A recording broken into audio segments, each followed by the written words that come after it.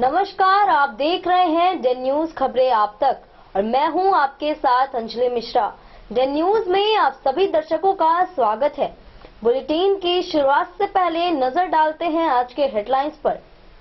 जयनगर के मारवाड़ी मोहल्ला में रविवार को नकाबपोश अपराधियों ने पिस्तौल के बल पर एक दुकानदार कर्मी को गोली मारकर रुपए से भरा झोला लेकर हुआ फरार।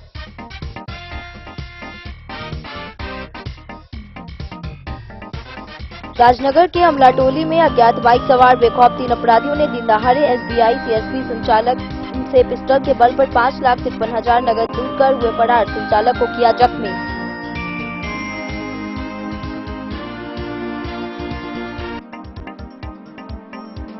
मधुआपुर साहरघाट थाना प्रभारी ने साहरघाट थाना पर किया निरीक्षण, साथ ही पदाधिकारियों को दिए कई आवश्यक निर्देश।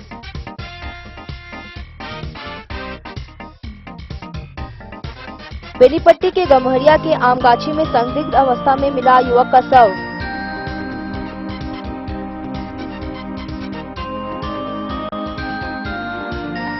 रईका के कपिलेश्वर स्थान में आगामी महाशिवरात्रि को लेकर हुई शांति समिति की एक बैठक।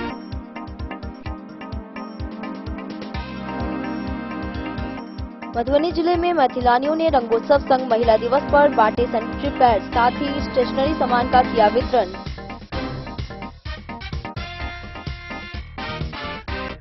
बेनीपट्टी स्थित मेघदूतम सभागार में लोकसभा चुनाव की तैयारियों को लेकर एसडीएम ने सेक्टर पदाधिकारियों व पुलिस पदाधिकारियों के साथ की बैठक तथा दिए कई आवश्यक निर्देश।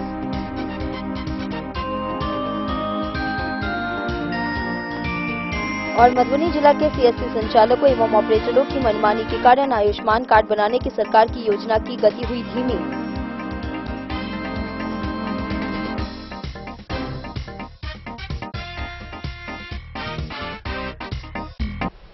खबरें अब विस्तार से।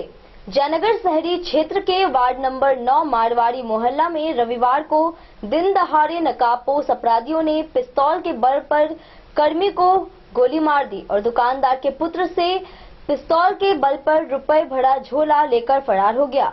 घायल कर्मी को स्थानीय लोगों के सहयोग से इलाज के लिए जयनगर अनुमंडल अस्पताल में भर्ती कराया गया है।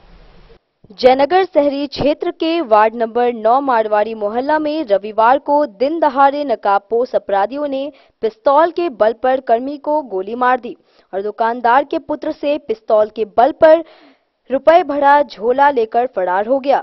घायल कर्मी को स्थानीय लोगों के सहयोग से इलाज के लिए जयनगर अनुमंडल अस्पताल में भर्ती कराया गया।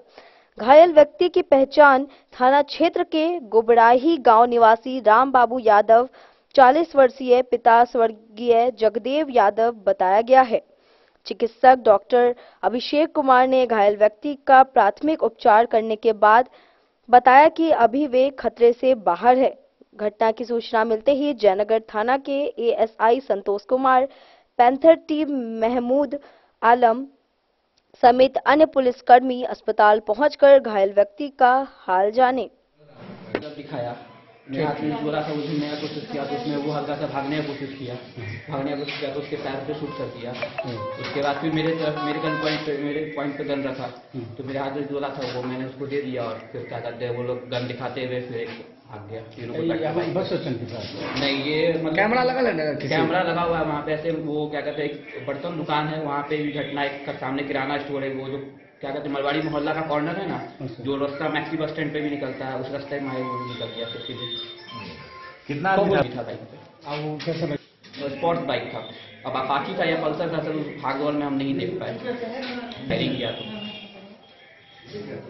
हम जाए खाना खाए जाए उसके साथ में उमंग छे दोनों आदमी साथ जाए पाछे से बैग वाला खराब है गए आवाज दे गया हमरा बदल के आवाज या ककरा बदल के हमने देख हम घूर के तक तो ये ना कहीं करोगे ना हम भाग लगे दुकान में वहाँ के जो पट के नीचा ना मार के पैर में 3 आदमी थे तब तक हम अंगरा गए। फिर ऊपर 3 सीधे नहीं ना हमारे कुछ नहीं करो। हम उमंग के साथ थे, उमंग का हाथ में झोला था, हम वैसे जा रहे राम बाबू का पेशेंट आया है, उसके पैर में लगा हुआ है गोली। पेशेंट का स्थिति अभी तो स्टेबल है और हम लोग अभी प्राथमिक उपचार कर दिए हैं, जांच वगैरह करा रहे हैं, उसके बाद स्थिति के अनुसार उसको जैसा हो किया जाएगा। डेन न्यूज के लिए जयनगर से मोहम्मद अली की रिपोर्ट। राजनगर थाना क्षेत्र अंतर्गत अमलाटोली हनुमान मंदिर के समीप शुक्रवार को अज्ञात बाइक सवार बेखौफ 3 अपराधियों ने दिन दहाड़े एसबीआई सीएसपी संचालक से पिस्टल के बल पर 5,53,000 नगद लूटकर फरार हो गए। राजनगर थाना क्षेत्र अंतर्गत अमलाटोली हनुमान मंदिर के समीप शुक्रवार को अज्ञात बाइक सवार बेखौफ 3 अपराधियों ने दिन दहाड़े एसबीआई सीएसपी संचालक से पिस्टल के बल पर 5,53,000 नगद रुपए लूटकर फरार हो गए। एसबीआई सीएसपी संचालक रुद्रदेव कुमार उर्फ बम स्टेट बैंक अमलाटोली शाखा से 5,53,000 नगद कैश निकासी कर अपने सीएसपी के लिए केंद्र ले जा रहे थे। थाना क्षेत्र के अमलाटोली हनुमान मंदिर के समीप पूर्व से घात लगाकर बैठे एक बाइक पर 3 अपराधियों पहले सीएसपी संचालक रुद्रदेव कुमार उर्फ बम को पिस्टल के कुंडे से मारकर लहूलुहान कर दिया और पिस्टल के बल पर नगद कैश लूटकर फरार हो गया। अज्ञात बाइक सवार 3 अपराधियों ने दिन दहाड़े पिस्टल के बल पर लूटकांड घटना को अंजाम दिया। वहीं संचालक को पिस्टल के कुंडे से मारकर जख्मी कर दिया और कैश लूटकर अपराधी मौके पर फरार हो गया। स्थानीय लोगों की मदद से घायल सीएसपी संचालक को स्थानीय पीएचसी भर्ती कराया गया, जहां उनका इलाज चल रहा है। वहीं घटना की सूचना पाते ही राजनगर थाना अध्यक्ष सचिन कुमार, सर्किल इंस्पेक्टर खजौली दलबल के साथ मौके पर पहुंचकर फर्द बयान लिया और घटना छानबीन शुरू कर दी है। अहाँ कतऽ जा रहल छलियै? बैंक से जाइ छलियै सीएसपी पर जाइ छलियै। हां, बैंक से रिटर्निंग सीएसपी पर कतऽ जाके पीछा केलका? संजय भैया पीछा नहीं, गाड़ी रोकने रहे। गाड़ी रोकने रहे संजय भैया के अथी से घर से पहले नहीं आनंद आगे मंदिर से आगू रोकने छले गाड़ी 3 आदमी के। हां आ कथि कहै छै, हम तो एकदम गाड़ी स्लो चलबे छै, हैंडल पर हैंडल के अथी के तक हम पाछू में मारा लगे। कौन चीज से मारल? रिवॉल्वर से मारल। अच्छा, क्या आदमी चली सर? 3 आदमी। कौन चीज से चले? गाड़ी चले, पल्सर गाड़ी चले, नेपाली नंबर चले। वहाँ के साथ और कोई नहीं चले, अकेले चले। कुछ कैश चले? कुछ कैश चले 5,56 चले। कितने? 5,56,000। राजनगर से सुजीत गुप्ता की report. Police inspector Neeraj Kumar Verma ने मधवापुर सहारघाट थाना पर निरीक्षण के दौरान देर तक पुलिस पदाधिकारियों से पूछताछ की। लंबित कांडों के आईईओ से केस के संबंध में जानकारी ली, साथ ही उन्हें तय समय पर सीमा के भीतर निष्पादित करने के लिए निर्देशित किया। पुलिस इंस्पेक्टर नीरज कुमार वर्मा ने मधवापुर सहारघाट थाना पर निरीक्षण के दौरान देर तक पुलिस पदाधिकारियों से पूछताछ की। लंबित कांडों के आईईओ से केस के संबंध में जानकारी ली, साथ ही उन्हें तय समय सीमा के भीतर निष्पादित करने के लिए निर्देशित किया। मालखाना पंजी, गुंडा पंजी, चौकीदारों की हाजिरी बही, स्टेशन डायरी को बारीकी से देखा, साथ ही सभी पंजियों को अपडेट रखने की सख्त हिदायत दी। दैनिक कार्यों की जानकारी लेने के साथ उन्होंने पदाधिकारियों और कर्मचारियों की उपस्थिति के बारे में थाना अध्यक्ष अरविंद कुमार से पूछा। शराबबंदी को रोकने के लिए गांव में चौकीदारों को सख्त और चौकस रखने का निर्देश उन्होंने थाना अध्यक्ष को दिया। उन्होंने कहा कि इस कार्य में कोताही करने वाले चौकीदार की लिखित रिपोर्ट करें। इसके साथ उन्होंने देशी शराब बनाए जाने की संभावित जगहों की जानकारी इंस्पेक्टर ने पुलिस पदाधिकारियों से ली। पिछले 2 महीनों के दौरान शराब बरामदगी के आंकड़े भी लिए। इस मौके पर थानाध्यक्ष के अलावा एसआई हर्षराज, भरत कुमार यादव, नवीन कुमार चौकीदार, राजकिशोर पासवान तथा अन्य लोग शामिल थे। द न्यूज के लिए मधवापुर से एसके दीपक की रिपोर्ट। बेनीपट्टी थाना क्षेत्र के गमहरिया गांव में एक युवक का शव संदेहास्पद अवस्था में मिला है। युवक बेनीपट्टी थाना क्षेत्र के ही अकौर गांव के अर्जुन मंडल के पुत्र सोनू मंडल के रूप में पहचान हुई है। युवक के पॉकेट से निकले मोबाइल के आधार पर युवक की पहचान घंटों बाद की गई। पुलिस ने शव को कब्जे में लेकर पोस्टमार्टम के लिए भेज दिया है। बेनीपट्टी थाना क्षेत्र के गमहरिया गांव में एक युवक का शव संदेहास्पद अवस्था में मिला है। युवक बेनीपट्टी थाना क्षेत्र के ही अकौर गांव के अर्जुन मंडल के पुत्र सोनू मंडल के रूप में पहचान हुई है। युवक के पॉकेट से निकले मोबाइल के आधार पर युवक की पहचान घंटों बाद की गई। पुलिस ने शव को कब्जे में लेकर पोस्टमार्टम के लिए भेज दिया है। युवक की बाइक शव स्थल से करीब 40 फीट की दूरी में गाछी में ही खड़े अवस्था में मिली है। वहीं युवक के पॉकेट में पैसा, ब्लूटूथ भी बरामद हुआ है। युवक के पूरे शरीर पर कहीं भी जख्म के निशान नहीं पाए गए हैं, जिससे मामला संदिग्ध बन गया है। हालांकि स्थानीय लोगों ने जहर खुरानी की संभावना व्यक्त की है। उधर शनिवार की दोपहर गाछी में युवक की बाइक और शव होने की जानकारी पूरे गांव में आग की तरह फैल गई है, जिसके बाद पंचायत के मुखिया अमरेंद्र मिश्रा सुगन ने इसकी सूचना बेनीपट्टी पुलिस को दी है। सूचना मिलते ही थाना के अवर निरीक्षक मुकेश कुमार सिंह दलबल के साथ मौके पर पहुंचकर इसकी जानकारी एसएचओ को दी। सूचना के बाद मौके पर पहुंचकर एसएचओ ने मृतक के पॉकेट की छानबीन की और मोबाइल से पहचान के लिए प्रयास किया। इसी दौरान युवक के मामा से संपर्क किया गया तो युवक की शिनाख्त अकौर के अर्जुन मंडल के पुत्र सोनू मंडल के रूप में हुई। बेनीपट्टी एसएचओ सह पुलिस इंस्पेक्टर गौतम कुमार ने बताया कि शव को पोस्टमार्टम के लिए भेज दिया गया है। परिजनों को सूचित किया गया है। पोस्टमार्टम रिपोर्ट आने के बाद ही कुछ जानकारी सामने आ सकेगी। बेनीपट्टी से विनोद कुमार की रिपोर्ट।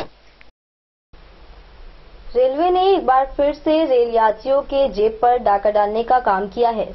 जयनगर सीमावर्ती शहर से लोकमान्य तिलक टर्मिनल मुंबई के बीच चलने वाली 11,061/11,062 के स्लीपर क्लास डिब्बे की संख्या में कटौती कर 2 टियर व 3 टियर की संख्या बढ़ा दी गई है। कई लोगों ने रेलवे के इस फैसले का विरोध किया है। रेलवे ने एक बार फिर रेल यात्रियों के जेब पर डाका डालने का काम किया है। सीमावर्ती जयनगर शहर से लोकमान्य तिलक टर्मिनल मुंबई के बीच चलने वाली 11,061/11,062 के स्लीपर क्लास डिब्बे की संख्या में कटौती कर 2 टियर व 3 टियर की संख्या बढ़ा दी गई है। रविवार को जयनगर से लोकमान्य तिलक टर्मिनल मुंबई के बीच प्रस्थान करने वाली 21 डिब्बे वाली 11,062 पवन एक्सप्रेस में 8 sleeper, 2 AC 2 tier, 6 AC 3 tier, 3 general, 1 power car एवं 1 एसएलआर डिब्बे हैं। पूर्व में स्लीपर क्लास डिब्बे की संख्या 12 व 1 एसी 2 टियर, 3 एसी 3 टियर डिब्बा लगा होता था। स्लीपर क्लास डिब्बे की संख्या में भारी कटौती से सीमावर्ती क्षेत्र के लोगों के जेब पर भारी असर पड़ेगा। रेलवे सूत्रों के अनुसार उक्त ट्रेन में जयनगर से लोकमान्य तिलक टर्मिनल मुंबई का किराया स्लीपर क्लास में 720, एसी 3 क्लास में 1,920 एवं एसी 2 टियर क्लास में 2,865 है। रेलवे ने लंबी दूरी की कई ट्रेनों में स्लीपर क्लास डिब्बे की संख्या कम कर दी है। एसी 3 लगाने पर कई लोगों ने रेलवे के इस फैसले का विरोध किया है। सीमावर्ती क्षेत्रों में मजदूरी करने के लिए लोग मुंबई, दिल्ली समेत अन्य क्षेत्रों के लिए यात्रा करते हैं। मजदूर वर्ग के लोग एसी में अधिक पैसा लगने के कारण कम पैसे में स्लीपर क्लास डिब्बे में यात्रा करते हैं, लेकिन स्लीपर क्लास डिब्बे की संख्या में भारी कटौती से गरीब और मजदूर वर्ग के रेलवे यात्रियों के जेब पर भारी असर पड़ेगा। रेलवे ने 4 स्लीपर क्लास डिब्बे के 320 सीट में 2,30,400 रुपए कमाई करती है, जबकि स्लीपर क्लास डिब्बे की संख्या में भारी कटौती करते हुए स्लीपर के बदले एसी 3 क्लास डिब्बे में 216 सीट पर 4,14,720 रुपए व 1 एसी 2 टियर के 52 सीट से 1,48,980 रुपए कमाई करेगी। मोहम्मद अली के साथ हनुमान प्रसाद मोर की रिपोर्ट। वक्त हो चला एक छोटे से ब्रेक का। मिलते हैं ब्रेक के बाद। आप बने रहिए हमारे साथ। लाल बाबू प्रसाद एंड सन्स, संकट चौक बैंक ऑफ इंडिया के बगल में मधुबनी। इस शादी सीजन सिर्फ हमारे साथ खरीदे और पाएं 100% एक्सचेंज वैल्यू। आप सोने चांदी या हीरे के आभूषणों की तलाश में हैं तो हमारे ज्वेलरी शॉप में मिलेंगे आपको हर तरह के आभूषण बेहद किफायती दामों पर। हर अवसर के लिए आभूषण आपके बजट में। लाल बाबू प्रसाद एंड सन्स, संकट चौक बैंक ऑफ इंडिया के बगल में मधुबनी। नए और शानदार स्टॉक के साथ अब हर रिश्ते को करे और भी सुंदर। लाल बाबू प्रसाद एंड सन्स, संकट चौक बैंक ऑफ इंडिया के बगल में मधुबनी। हमारे सभी गोल्ड ज्वेलरी शॉप पर HUID है मौजूद।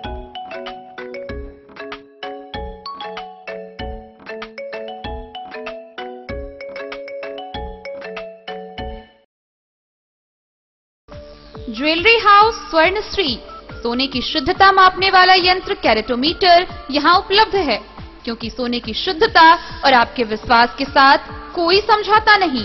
रत्न, सोना व चांदी के हर तरह के आभूषणों के लिए एक बार अवश्य आएं। लाइट वेट व बेहतरीन कारीगरी वाले गहनों का अनूठा संगम।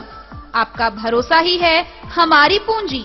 बिना किसी मिलावट व पूरी शुद्धता के साथ हॉलमार्क गहने आपको देना हमारा परम कर्तव्य। तो देर किस बात की, अपने मनपसंद गहनों की खरीदारी के लिए आज ही आए। पता याद रखें, ज्वेलरी हाउस स्वर्णश्री, बड़ा बाजार, मधुबनी। ट्रेंड के इस जमाने में क्या आप भी चाहते हैं स्टाइलिश और फैशनेबल कपड़े? क्या आप अपने लुक को अपग्रेड करना चाहते हैं?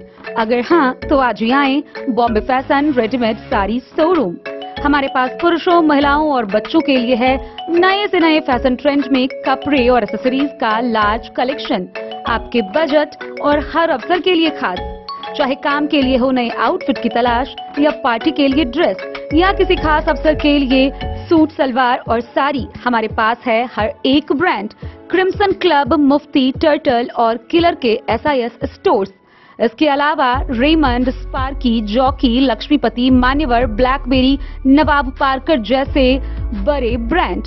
तो देर किस बात की, आज ही आए बॉम्बे फैशन साड़ी एवं रेडीमेड शोरूम। हमारा पता है महिला कॉलेज रोड, मधुबनी।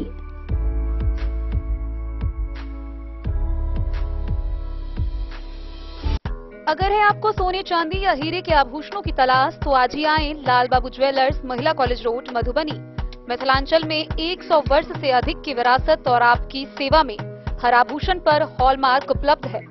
हर अवसर के लिए आभूषण, शादी हो, पार्टी हो, त्योहार हो, आपके बजट में और आपके डिजाइन के अनुसार। तो आज ही हमारी ज्वेलरी शॉप पर आएं और अपने प्रियजनों के लिए खरीदे खूबसूरत आभूषण।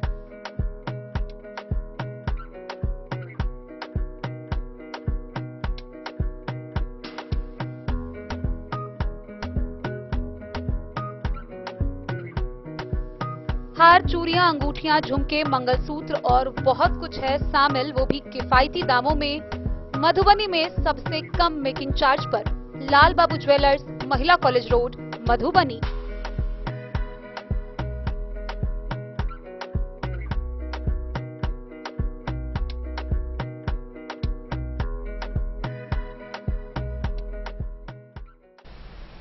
आगामी दिनों महाशिवरात्रि को लेकर रहिका प्रखंड क्षेत्र के कपिलेश्वर स्थान में शांति समिति की बैठक आयोजित की गई।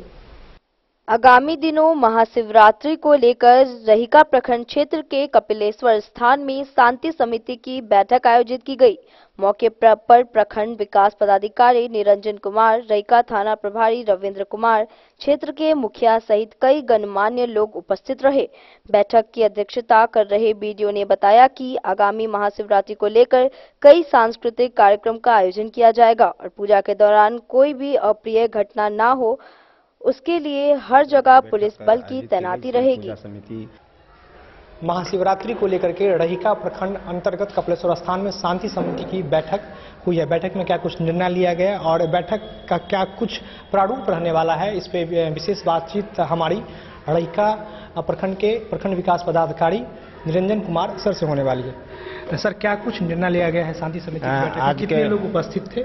महाशिवरात्रि के अवसर पर शांति समिति की बैठक आयोजित की गई, जिसमें पूजा समिति एवं अन्य सामाजिक कार्यकर्ता, राजनीतिक कार्यकर्ता उपस्थित हुए। थानाध्यक्ष रेखा भी उपस्थित हुए। इसमें पूजा समिति के जो सदस्य हैं उनसे मंतव्य लिया गया, तो उनके द्वारा जो मांग की गई कि शौचालय, साफ सफाई, स्वास्थ्य, एम्बुलेंस, ये सब की आवश्यक व्यवस्था कराने हेतु अनुरोध किया गया। साथ ही दंडाधिकारी एवं पुलिस पदाधिकारी की प्रतिनियुक्ति का इनके द्वारा सुझाव और स्थल भी चयनित करवाया गया, जिसमें जैसे पोखर के किनारे घाट पे, कुश्ती अखाड़ा स्थल पे सांस्कृतिक कार्यक्रम, मंदिर में के गर्भगृह पे पुलिस और पास मजिस्ट्रेट और पुलिस की प्रतिनियुक्ति हम लोग करेंगे, ताकि विधि व्यवस्था बनी रहे और किसी प्रकार की वो शांति भंग ना हो और महाशिवरात्रि त्यौहार अच्छे से कपिलेश्वर बाबा कपिलेश्वर स्थान में आयोजन हो। इसी के लिए हम लोग शांति समिति बैठक आयोजन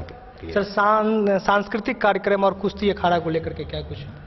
सांस्कृतिक कार्यक्रम पूजा समिति के द्वारा ही कराया जा रहा है। कुश्ती अखाड़ा, इसमें प्रशासन का रोल विधि व्यवस्था के संदर्भ में रहेगा। अपने सहयोगी सोनू कुमार के साथ मैं नीतीश साहब, मधुबनी से। देखते रहिए डन न्यूज, खबरें आप तक।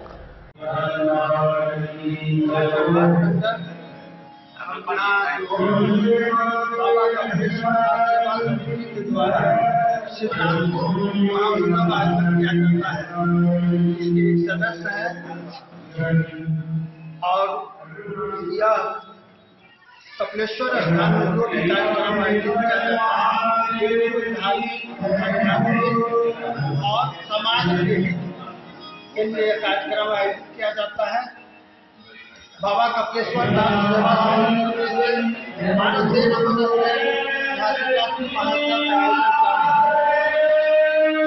इस बार विशेष खुशी है तो ये कपिलेश्वर स्थान को बिहार राज्य धार्मिक न्यास परिषद के द्वारा न्यास का भी गठन कर दिया गया है। एक और परिचय मैं दे देता हूँ, मेरा भी सौभाग्य प्राप्त हुआ है जो न्यास परिषद गठन हुआ है। अब आइए तत्काल इस बार को शिवरात्रि में कार्यक्रम है। यह कार्यक्रम 1 तारीख से सर्वप्रथम 1 से 7 तारीख तक भागवत कथा का आयोजन है। वृंदावन के व्यास हरिचरण उपाध्याय जी कथावाचक के द्वारा कथा किया जा रहा है। 8 तारीख के रात्रि में सांस्कृतिक महोत्सव का आयोजन है। बड़ा ही एक सुंदर लोक गायिका ज्योति जी हैं, बनारस की रहने वाली ज्योति माही जी उनका नाम, वह आ रही है। ये कांचन की सुपर प्रसिद्ध नाचारी की रचयिता गवैता श्री कुमकुम मिश्रा जी आ रही हैं। हमारे अपने ही बगल के हिंदी के बहुत अच्छे गायक हैं मोहन पासवान जी, वो आ रहे हैं। बंगाल के डांस ग्रुप जो 8 आदमी का बुला हुआ वो आ रहे हैं और लोक नृत्य 3-4 डांसर यहाँ आएंगे। सारे रात कार्यक्रम होगा। उसके बाद 9 और 10 को कुश्ती प्रतियोगिता का आयोजन है। कुश्ती दंगल है जिसमें देश के कई राज्य पहलवान आ रहे हैं, महिला और पुरुष दोनों हैं।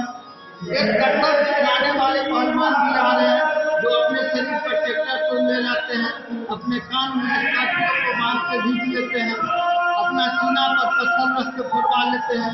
तो ऐसे नामचीन पहलवान भी आ रहे हैं। मैं आपके चैनल के माध्यम से और आपको भी धन्यवाद देना चाहूँगा जो इस मौका पर अपने मन से, हमको लगता है ये प्रथम आप लोग हैं जो यहाँ आके कार्यक्रम के बारे में जानकारी देने का काम किया है। इसके लिए आपको भी बहुत बहुत धन्यवाद और सारे लोग को, जिलावासियों को आग्रह करेंगे, ये प्राचीन और मिथिला के सबसे महत्वपूर्ण जगह है। कहीं न कहीं उपेक्षा का शिकार रहा है। ये तो मिथिला में इससे बताना किसी का सही इतिहास नहीं। बाबा कपिलेश्वर। और सर, और मुखिया जी, ये डैम के माध्यम से जो लोग देख रहे हैं मधुबनी सहित अन्य जिलों में, तो उनको क्या कहना चाहेंगे आप कपिलेश्वर स्थान को लेकर? पूरे जिला ही नहीं, बिहार वासियों से आग्रह करना चाहूँगा, शिवरात्रि महामहोत्सव के अवसर पर कपिलेश्वर स्थान आइए। यहाँ के जो धार्मिक अनुष्ठान है, यहाँ जो सांस्कृतिक अनुष्ठान है, उसमें भाग लेंगे और अपने आप को अभी तक तो मान लीजिए प्रशासन का जो दायित्व रहता है और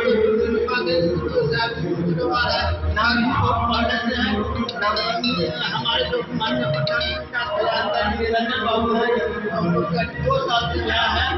प्रथम बार कार्यक्रम आयोजित था उसी समय आए और पूरे समय दिए और उनको भी अपने कार्यक्रम भी अच्छा होता है और मन भी करता है और अभी भी इनके द्वारा जो भी आवश्यकता हम लोग इन लोगों को एक परिवार की तरह इसलिए सभी को करते हैं तो एकदम तभी कोई बात होता है नहीं हम और शिवरात्रि में पूरे रात करके काम करते हैं। अच्छा मुखिया जी पुनः एक बार अपना परिचय दे दीजिए पूरा। आपका नाम है प्रभात रंजन। ये जो अभी बाबा कपिलेश्वर नाथ सेवा समिति के द्वारा यह कार्यक्रम आयोजित हो रहा है उसका सदस्य हूँ। इसके बाद अभी को नया न्यास समिति का गठन हुआ है उसमें भी सदस्य है एवं अन्य सामाजिक कार्यकर्ता राजनीतिक कार्यकर्ता। डे न्यूज के लिए मधुबनी से नीतीश कुमार की रिपोर्ट।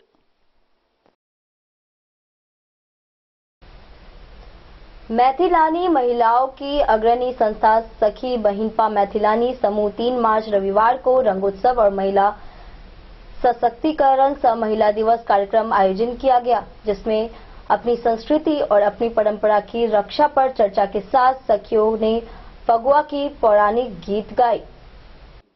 मैथिलानी महिलाओं की अग्रणी संस्था सखी बहिनपा मैथिलानी समूह 3 मार्च रविवार को रंगोत्सव और महिला सशक्तिकरण सह महिला दिवस कार्यक्रम आयोजन किया गया, जिसमें अपनी संस्कृति और अपनी परंपरा की रक्षा पर चर्चा के साथ सखियों ने फगुआ पौराणिक गीत भी गाया। कार्यक्रम की जानकारी देते हुए मधुबनी इकाई की प्रभारी छाया मिश्रा ने कहा कि कार्यक्रम की शुरुआत हम सखियों ने पद्मश्री उषा किरण खान जी को श्रद्धांजलि अर्पित करके किया। आदरणीय उषा किरण खान जी ने मिथिला की मैथिलानियों को सदैव अपनी साहित्य के मध्य में रखा है। सखी बहिनपा मैथिलानी समूह की संस्थापिका श्रीमती आरती झा महिलाओं के लिए ऐसा मंच बनाया जहां अभी 40,000 से अधिक मैथिलानी शामिल है। देश विदेश से लेकर गांव तक जो मिथिला की है और पूरे देश विदेश कहीं भी है वो सभी एक मंच पर एकत्रित हैं। ये एक अंतर्राष्ट्रीय संस्था है। इस मंच से महिलाएं हाथ के हुनर से आत्मनिर्भर हो रही हैं। ऑनलाइन के जरिए सखी बहिनपा प्रोत्साहन केंद्र में जुड़कर महिला दिवस के अवसर पर नारी शक्ति सम्मान से सम्मानित किया गया। आदरणीय डॉक्टर रानी झा, कल्पना सिंह, डॉक्टर गीता झा, वंदना झा, रागिनी मिश्रा, निर्जा सिंह सखी को सम्मानित किया गया। इस अवसर पर लड़कियों के बीच सैनिटरी पैड की जागरूकता को लेकर काफी चर्चा किया गया। लड़कियों के बीच सैनिटरी पैड का वितरण भी किया गया। वहीं छोटी लड़कियों के बीच copy pencil, rubber cutter, biscuit का भी वितरण किया गया। साथ ही सखी बहिनपा की सखियों को आजीवन सदस्यता का सर्टिफिकेट प्रदान किया गया। सखी बहिनपा मातृभाषा मैथिली और अपनी विलुप्त हो रही संस्कृति के संरक्षण को लेकर संकल्पित है। सखी बहिनपा अपनी मातृभाषा को केंद्र में रखकर ही कोई काम करती है। इस समूह से जुड़कर महिलाएं मानसिक रूप से स्वस्थ हो रही हैं, आर्थिक रूप से मजबूत बन रही हैं।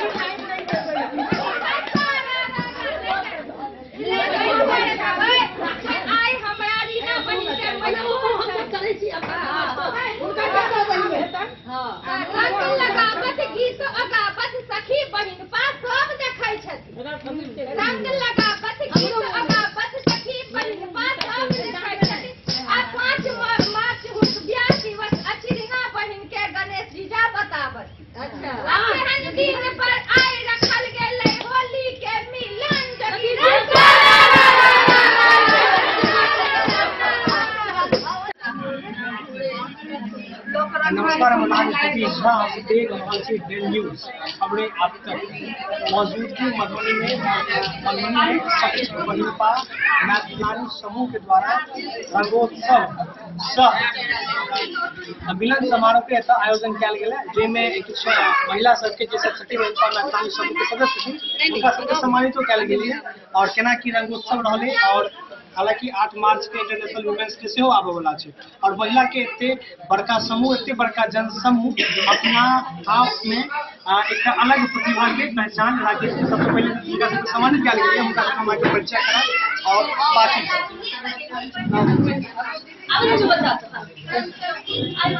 सखी बहन समूह ने आप जुड़ली अपने कहिए आए जो सम्मान किया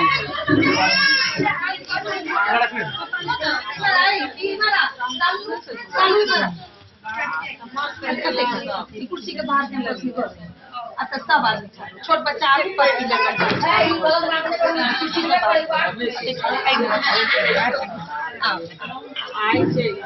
बेटा एक लाइन से केना हम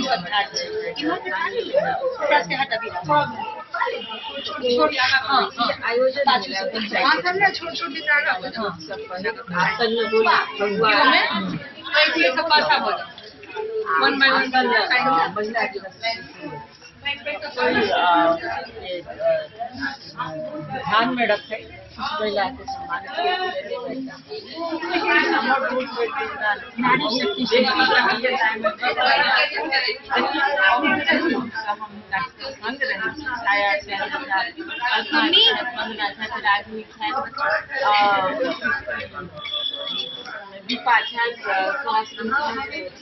और क्यों अपना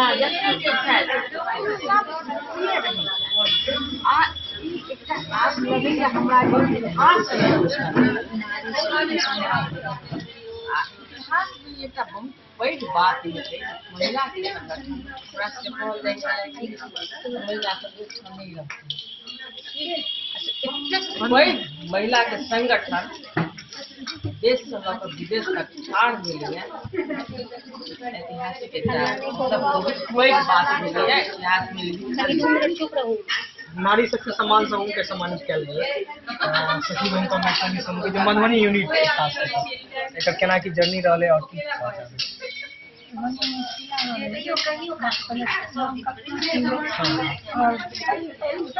हम जगह से आरती झा संस्थापन समूह चले हम तहिए से जुड़ल छी, लेकिन सक्रियता मतलब से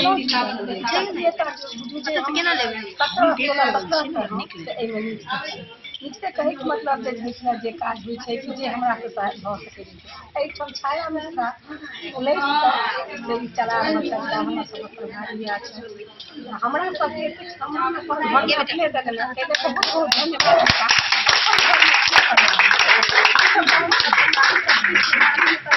नारी का विकास सर्वोपरि और जहाँ तक देश नारी के आवाज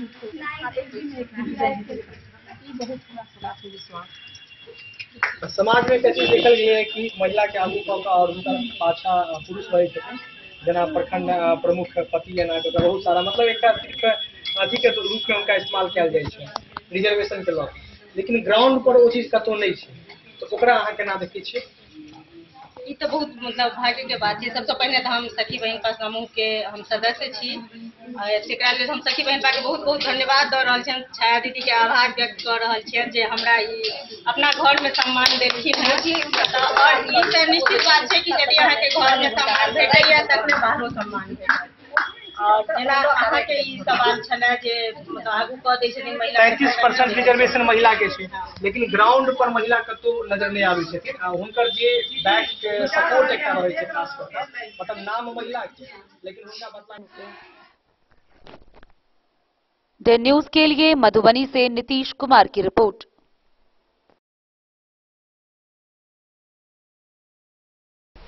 बेनीपट्टी प्रखंड कार्यालय परिसर स्थित मेघदूतम सभागार में शनिवार को एसडीएम मनीषा की अध्यक्षता में लोकसभा चुनाव के मद्देनजर तैयारियों को लेकर बेनीपट्टी विधानसभा के सेक्टर पदाधिकारियों व संबंधित पुलिस पदाधिकारियों की बैठक हुई।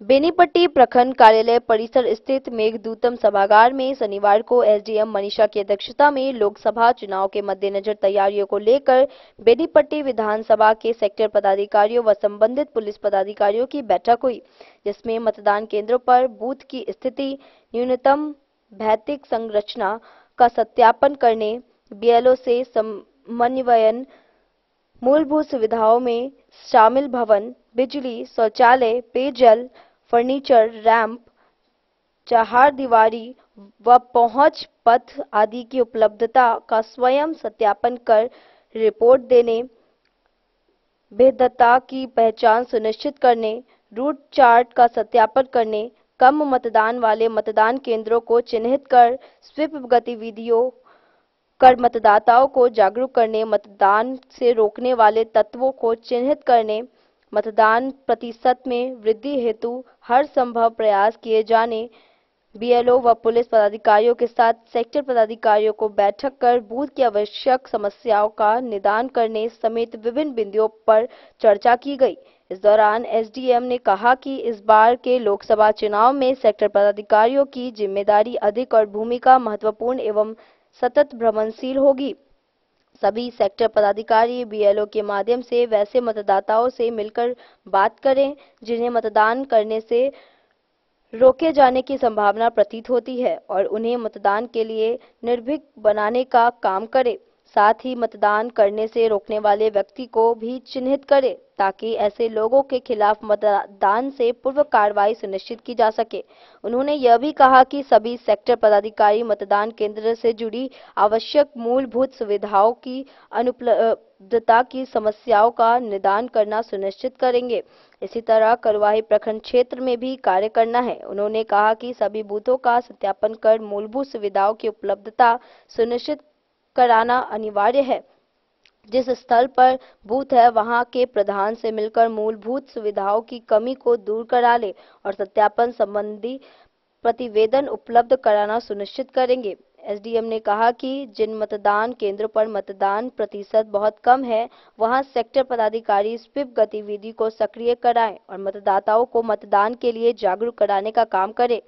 साथ ही प्रत्येक सोमवार को आयोजित होने वाली सेक्टर पदाधिकारियों की समीक्षात्मक बैठक में निश्चित रूप से उपस्थित रहने को निर्देशित किया गया। वहीं पुलिस पदाधिकारियों से उन्होंने कहा कि निष्पक्षता पूर्वक मतदान कराने के लिए आवश्यक है कि जिन जिन बूथों के लिए ईवीएम जाएगा उस बूथों से संबंधित पहुंच पथ और वैकल्पिक रास्तों का भी अवलोकन जरूर करें ताकि सुरक्षा व्यवस्था की तैनाती में सुविधा होगी। साथ ही सेक्टर पदाधिकारियों के साथ समन्वय बनाकर अपेक्षित सहयोग देने का काम करेंगे। मौके पर BDO doctor Ravi Ranjan, CO Dharmdev Chaudhary, BCO Lalan Kumar, MNREGA के कनीय अभियंता रंजय कुमार, कलुआही के रमन कुमार, कलुआही एमओ रवि शंकर कुमार, कलुआही मनरेगा के पीआरएस श्याम कर्णपाल व मोहम्मद मकसूद समेत अन्य लोग मौजूद रहे।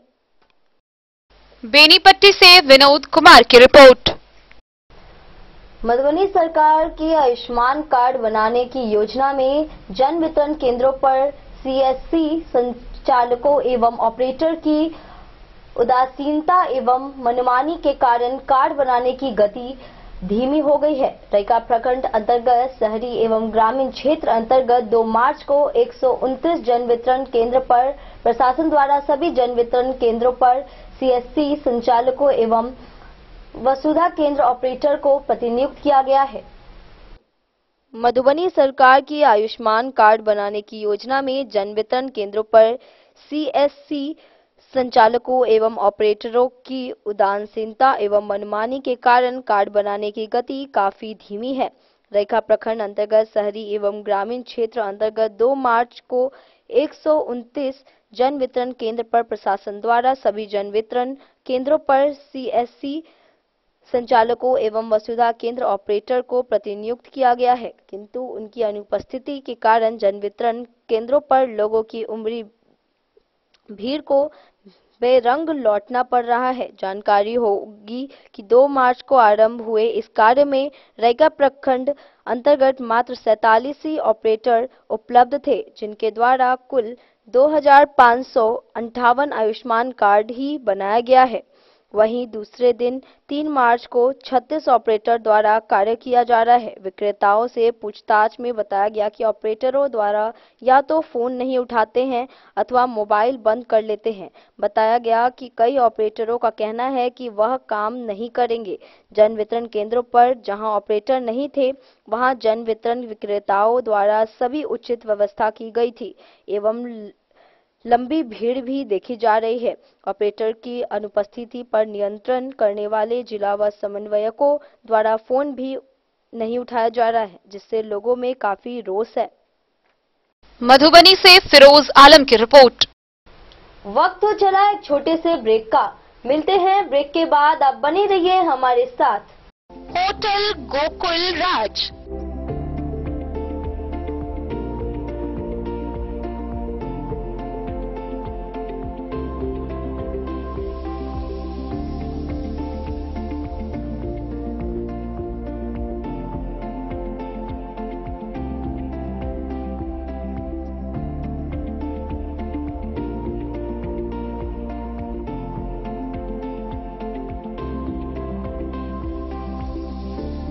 शहर के भीड़ भाड़ से दूर शांति और सुकून से भरे वातावरण में मधुबनी शहर के लहरियागंज वार्ड नंबर 1 में पूरे मिथिलांचल क्षेत्र का सबसे भव्य होटल होटल गोकुल राज। 4 मंजिला इमारत की इस होटल में है 4 बड़े बड़े बैंकेट हॉल, रिंग सेरेमनी, शादी, मीटिंग या पार्टी, हर एक आयोजन के लिए अलग से हॉल की व्यवस्था, रेस्टोरेंट की व्यवस्था जहां एक से बढ़कर एक लजीज व्यंजनों का मिलेगा संगम और रहने का उचित प्रबंध, suite room, AC room, non AC room से सुसज्जित होटल जहां लिफ्ट की भी है व्यवस्था, पार्किंग का पूरा इंतजाम। तो आइए और जिंदगी में खुशियों से भरी यादें शामिल करिए। होटल गोकुल राज मधुबनी में आप लोगों का स्वागत है। होटल गोकुल राज, लहरियागंज वार्ड नंबर 1।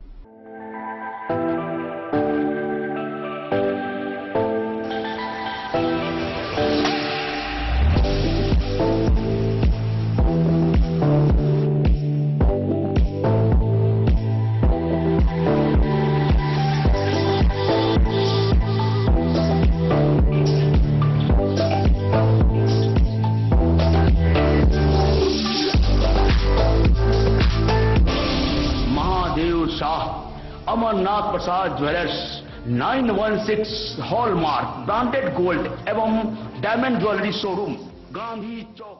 शगुन वाटिका मैरिज गार्डन मधुबनी शहर के बीचों बीच बाबू साहेब चौक पर आपकी सुविधा अनुसार आकर्षक और भव्य मैरिज गार्डन शगुन वाटिका विवाह भवन। रिंग सेरेमनी हो या हो शादी, छोटा बड़ा पारिवारिक समारोह हो या हो कोई उत्सव या पार्टी, शगुन वाटिका मैरिज गार्डन दे रहा है आपको सबसे बेहतरीन सेवा। बुकिंग के लिए संपर्क करें गणपति टेंट हाउस, पुराना LIC कैंपस, खादी भंडार, मधुबनी। संपर्क सूत्र 7903625254। विवेकानंद मिशन विद्यापीठ शिक्षा के क्षेत्र में एक नया आयाम अब छोटे बच्चों के लिए भी आधुनिक सुविधाओं के साथ उपलब्ध। विवेकानंद मिशन विद्यापीठ जूनियर, जहां क्लास प्री नर्सरी से 5th स्टैंडर्ड तक के बच्चों का एडमिशन प्रारंभ है। अगर आप भी चाहते हैं अपने बच्चों का शिक्षा के क्षेत्र में बेहतर विकास, तो विवेकानंद मिशन विद्यापीठ जूनियर है आपके लिए तैयार। 2.5 से 10 वर्षों के बच्चों के लिए आपको मिलेगा आधुनिक सुविधाओं के साथ एक बेहतर शिक्षा का माहौल। CBSE बेस्ड करिकुलम सिलेबस के साथ साथ स्टूडेंट्स होंगे art and craft, game and sports और कल्चरल एक्टिविटीज में अव्वल। इंग्लिश मीडियम के माहौल के बीच स्टूडेंट्स बनेंगे स्मार्ट, जहां किताबी ज्ञान के साथ साथ हर क्षेत्र में स्टूडेंट्स होंगे अवेयर। हॉबीज और इंटरेस्ट को मिलेगी प्राथमिकता। तो आइए और अपने बच्चों के बेहतर भविष्य के लिए आज ही नामांकन करवाइए।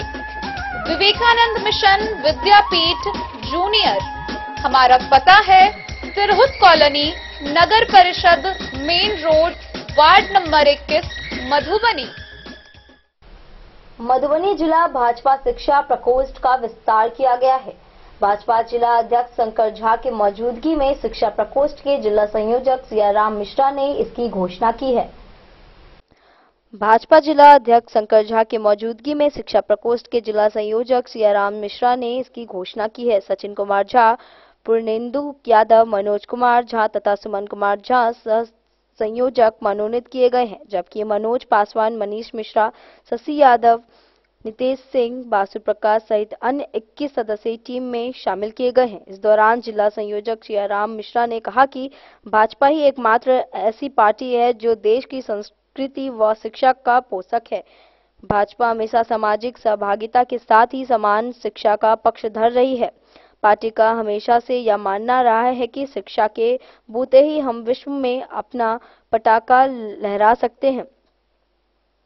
उन्होंने कहा कि लोकसभा मधुबनी से भाजपा उम्मीदवार की जीत एवं प्रधानमंत्री नरेंद्र मोदी का तीसरी देश के प्रधानमंत्री पद की शपथ लेने के बाद मधुबनी जिला भाजपा शिक्षा प्रकोष्ठ 1008 यूनिट रक्तदान एक दिन में करवाएगी। जिला संयोजक सियाराम मिश्रा ने कहा कि वे अपना अंग दान करेंगे। इनके साथ ही 108 लोगों को अंगदान करने की घोषणा की जाएगी। उन्होंने कहा कि 2024 में मैट्रिक, इंटर एवं स्नातक पास 500 छात्रों को 15 अप्रैल से निःशुल्क कंप्यूटर शिक्षण प्रशिक्षण दिया जाएगा। इसमें सिर्फ मधुबनी जिला के छात्र शामिल होंगे। जिला संयोजक ने कहा कि जिले में रोजगार परक शिक्षा के लिए प्रेरित करें। उन बच्चों को सरकारी योजना का लाभ दिलाने का कार्य किया जाएगा। 15 अगस्त 2024 से गरीब एवं मेधावी छात्रों के लिए बैंक, रेलवे, एसएससी जैसी परीक्षाओं की तैयारी निःशुल्क कराई जाएगी। वे इन छात्रों से आग्रह करेंगी कि नौकरी में जाने के बाद इसे आगे बढ़ाने आर्थिक रूप से सहयोग करेंगे। जिला अध्यक्ष शंकर झा ने कहा कि शिक्षा प्रकोष्ठ हमेशा से जिला को आगे बढ़ाने का काम करेगा। मौके पर महामंत्री प्रमोद सिंह, नगर अध्यक्ष सुबोध कुमार चौधरी सहित अन्य लोग मौजूद रहे। माध्यम से 500 छात्र छात्राओं को हम लोग मुफ्त में कंप्यूटर की ट्रेनिंग देंगे। ये एक घोषणा हुई। दूसरी घोषणा जो हमारी है, जो सबसे बड़ी घोषणा है कि श्रद्धेय नरेंद्र भाई मोदी जी जब तीसरी बार सरकार बनाएंगे और मधुबनी जिला से कमल फूल खिलेगा, यहाँ के हमारे सांसद बनेंगे, उसके उपरांत 1008 यूनिट ब्लड डोनेशन सिर्फ एक दिन में हमारी प्रकोष्ठ करवाएगी पूरे मधुबनी जिला के अंतर्गत। यानी शिक्षा प्रकोष्ठ भारतवर्ष के हित में, राष्ट्र हित में, समाज हित में 1008 यूनिट ब्लड डोनेट करेगी। साथ ही मोदी जी के शपथ ग्रहण करने के पश्चात ही मैं अपना स्वयं का कंप्लीट बॉडी ऑर्गन डोनेट करूंगा। और अपना तो बॉडी ऑर्गन डोनेट करूंगा ही, देश हित में, समाज हित में मैं चाहूंगा। और मेरा प्रकोष्ठ 108 बॉडी डोनेशन मधुबनी जिले से सिर्फ एक दिन में करवाएगी, राष्ट्र हित को समर्पित। ये दूसरी सबसे बड़ी घोषणा है हमारे प्रकोष्ठ की। और जो तीसरी बड़ी घोषणा है, वो घोषणा यह है कि हमारा प्रकोष्ठ मधुबनी जिला के हर पंचायत, प्रखंड लेवल पर जा जाकर हम लोग प्रयास करेंगे कि जो रोजगार मुखी शिक्षा है, कौन सा रोजगार मुखी शिक्षा है, कौन सी पढ़ाई बच्चे पढ़ें, छात्र पढ़ें, छात्रा पढ़ें, कि उनको नौकरी मिले, रोजगार मिले। ये जन जागरण का अभियान सेमिनार के माध्यम से हमारी संस्था कराएगी, हमारी टीम कराएगी और हर संभव मदद करेगी। और भारत सरकार और बिहार सरकार की जो बहुत बड़ी महत्वाकांक्षी योजना है, बिहार सरकार की स्टूडेंट क्रेडिट कार्ड योजना, उस योजना के तहत छात्र छात्राओं को नामांकन लेने में, देश के प्रतिष्ठित संस्थानों में जाने में किस तरह का मदद हो सकता है, हर संभव मदद हमारी टीम करेगी। इसके साथ ही जो अंतिम घोषणा है। मधुबनी से फिरोज आलम की रिपोर्ट। जिला जनता दल यूनाइटेड कार्यालय चंद्रा कॉम्प्लेक्स मधुबनी में बिहार सरकार के पूर्व मंत्री संजय झा को राज्यसभा सांसद बनाए जाने पर नागरिक अभिनंदन समारोह एवं सम्मान समारोह का आयोजन किया गया। इस कार्यक्रम की अध्यक्षता जिला अध्यक्ष सत्येंद्र कामत ने किया। जिला जनता दल यूनाइटेड कार्यालय चंद्रा कॉम्प्लेक्स मधुबनी में बिहार सरकार के पूर्व मंत्री संजय झा को राज्यसभा सांसद बनाए जाने पर नागरिक नंदन समारोह एवं सम्मान समारोह का आयोजन किया गया। इस कार्यक्रम की अध्यक्षता जिला अध्यक्ष सत्येंद्र कामत ने किया एवं संचालन अहमद हुसैन साहब ने किया। संजय झा को मिथिला प्रतीक के रूप में मखाना का माला और मिथिला पेंटिंग पाक दुपट्टा से कार्यकर्ताओं द्वारा स्वागत किया गया। जिला अध्यक्ष सत्येंद्र कामत ने कहा कि मिथिला को विकास के मुख्य धारा में लाने का काम संजय झा ने किया। मिथिला हाट इसका जीता जाता उदाहरण है। इस मौके पर संजय झा ने मुख्य रूप से कहा कि मिथिला में एक इंटरनेशनल स्टेडियम लाने का प्रयास किया जाएगा।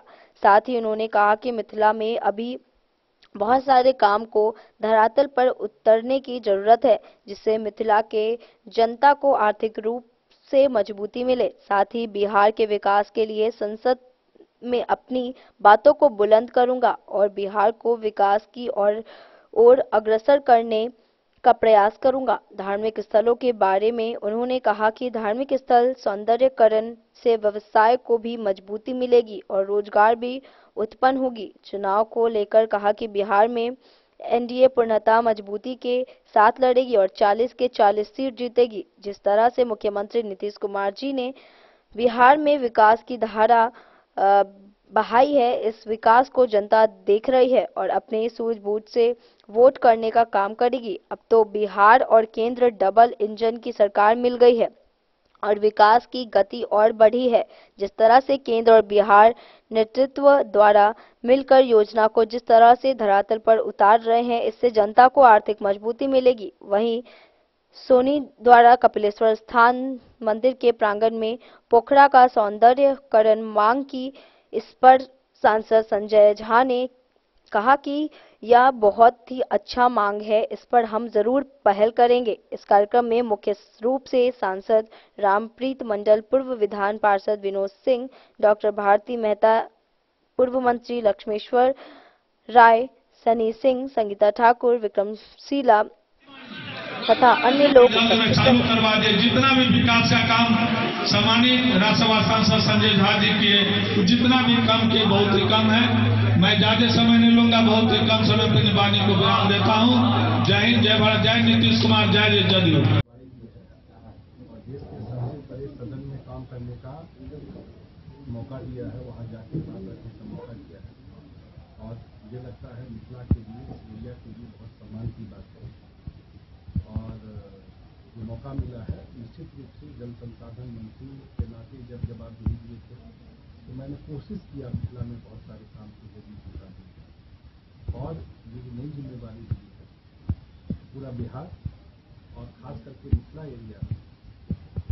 मैं भी बोल रहा था अपने जो कार्यकर्ता साथी हैं, चाहे वाटर मैनेजमेंट से रिलेटेड यहाँ पर इन्वेस्टमेंट लाने से बड़ा और मैं कुछ बोल रहा हूँ तो जिम्मेवारी से बोलूँ। और मैंने कहा है कि यहाँ एक पूरा मिथिला एरिया में एक बड़ा स्टेडियम लाना है, इंटरनेशनल लेवल का स्टेडियम। तो कोशिश करके इस करने से यहाँ पर भी जो देखते हैं फ्लड लाइट से बड़ा मैच जो हम लोग जैसे कि और स्टेट में हुआ और स्टेट के राजधानी गुवाहाटी में हो जाता है, शिमला में हो जाता है, लेकिन मिथिला में एक बड़ा स्टेडियम कोल भी बना सकते हैं। जबकि बिहार में पटना के बाद एयर कनेक्टिविटी कहीं है दरभंगा में, मिथिला में एयर कनेक्टिविटी पॉसिबल है। उस पर हम जब जा रहे हैं उसका प्रयास करेंगे और कोई न कोई मुझे लगता है रास्ता जरूर निकलेगा। यही कुछ काम लेके जा रहे हैं और आगे जो होगा आप लोगों से इंटरेक्ट करते हैं। मैंने कहा बिल्कुल नहीं होगा, लिख लीजिए, बता भी दीजिए अपने चैनल पर। नीतीश कुमार को बिहार की जनता ने 5 साल सरकार चलाने का मैंडेट दिया था।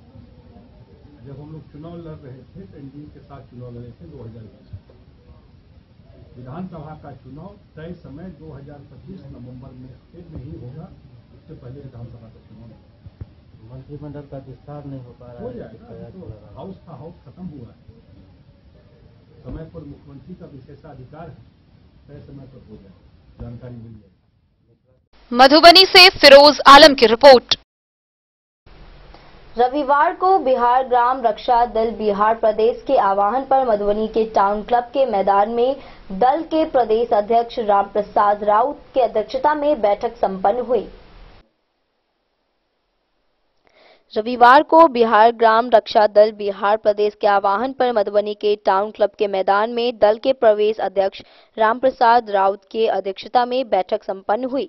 बैठक की अध्यक्षता करते हुए दल के प्रदेश अध्यक्ष ने कहा कि 23 फरवरी को पटना में भाजपा कार्यालय के मुख्य द्वार पर ग्राम रक्षा दल के नौजवानों के द्वारा अपनी मांगों को लेकर शांतिपूर्ण तरीके से लिए जा रहे हैं धरनार्थियों पर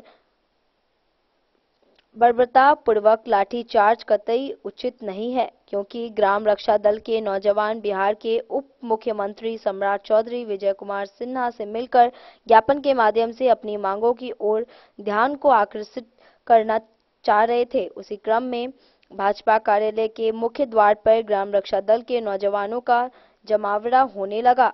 भीड़ को देखते हुए प्रतिनिधि मंडल से वार्ता कर मांग पत्र ले लेना चाहिए, लेकिन उन्होंने दुख व्यक्त करते हुए कहा कि ग्राम रक्षा दल के प्रतिनिधि मंडल से वार्ता के बजाय लाठीचार्ज करना लोकतंत्र के साथ भद्दा मजाक है।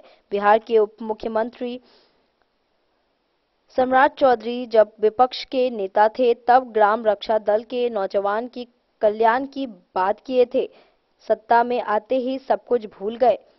वैसे सुबह बिहार के नौजवान ग्राम रक्षा दल गठन से लेकर अभी तक पक्ष एवं विपक्ष के राजनेताओं एवं पार्टियों के द्वारा मजाक के पत्र ही बनते आ रहे हैं। ग्राम रक्षा दल के नौजवानों को कोई भी राजनेता एवं पार्टियों संज्ञान लेने को तैयार नहीं है। 10 लाख बेरोजगारों को भी नौकरी देने की बात करने वाले तेजस्वी यादव भी ग्राम रक्षा दल के नौजवानों को कल्याण नहीं कर सके, जो बहुत ही दुखद एवं निंदनीय है। दल के प्रदेश महामंत्री विजय कुमार साहा ने कहा कि पटना में के सामने ग्राम रक्षा दल के नौजवानों पर हुए लाठीचार्ज को कड़ी शब्दों में निंदा करता हूं। लोकसभा चुनाव में आचार संहिता से पहले यदि ग्राम रक्षा दल का कल्याण नहीं हुआ तो सरकार एवं विपक्ष का विरोध ही नहीं बल्कि लोकसभा के चुनाव में अपना उम्मीदवार भी खड़ा करेंगे, जिसकी सारी जवाबदेही सत्ता पक्ष एवं विपक्ष के राजनेताओं की होगी। इस विचार को बैठक में उपस्थित सभी ग्राम रक्षा दल के नौजवानों ने ध्वनि मत से ताली बजाकर समर्थन किया। साथ ही झंझारपुर लोकसभा निर्वाचन क्षेत्र से दल के प्रदेश अध्यक्ष रामप्रसाद राउत को अपना उम्मीदवार भी घोषित किया। ग्राम रक्षा दल का कल्याण करे या लोकसभा चुनाव में पक्षी या विपक्ष विरोध के लिए तैयार रहें। इस बैठक में गुप्ता, राजा बाबू, अनिल पासवान, मोहम्मद हारून तथा सैकड़ों की संख्या में ग्राम रक्षा दल के नौजवान उपस्थित रहे। ग्राम रक्षा दल के जो भी नौजवान यहाँ पर उपस्थित हैं, मैं उनके चरणों में अपना मस्तक को टेकते हुए मैं नमन करता हूँ, मैं प्रणाम करता हूँ, मैं वंदन करता हूँ और अपने वाणी स्तर पर सभी नौजवान मित्रों का हार्दिक अभिनंदन करता हूँ। बंधुओं, आज झंझारपुर लोकसभा निर्वाचन क्षेत्र से जो आप हमें सांसद प्रत्याशी के रूप में जो चुनाव लड़ने का जो आप सारे मित्र जो शंखनाद किए हैं, मैं इस चुनौती को स्वीकार करने के लिए तैयार हूं और आपके इलेक्ट्रॉनिक और प्रिंट मीडिया के माध्यम से, चाहे वो पक्ष हो चाहे वो विपक्ष हो। मधुबनी से फिरोज आलम की रिपोर्ट। आज के इस बुलेटिन में फिलहाल इतना ही। कल फिर हाजिर होंगे नए खबरों के साथ। तब तक दीजिए पूरी टीम को इजाजत और मधुबनी के हर छोटे बड़े खबरों को देखने के लिए देखते रहिए डन न्यूज। नमस्कार।